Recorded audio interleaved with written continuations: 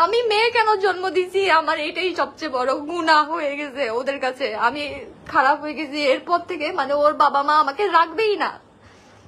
মানে আমি কেন মেয়ে জন্ম দিছি, আমার ভুল হয়ে গেছে।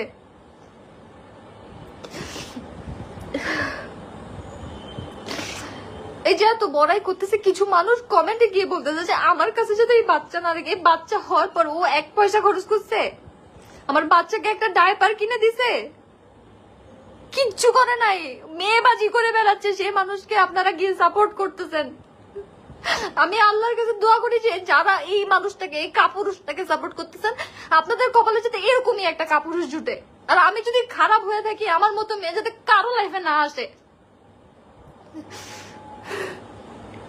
বিয়ের পর থেকে আসি জামাই নিয়ে, আসি জাস্ট আমার বিজনেস করতেছি, আমার জামাইয়ের সাথে আসি, আর কিছুই না। হ্যাঁ, আমি ওর ঘরে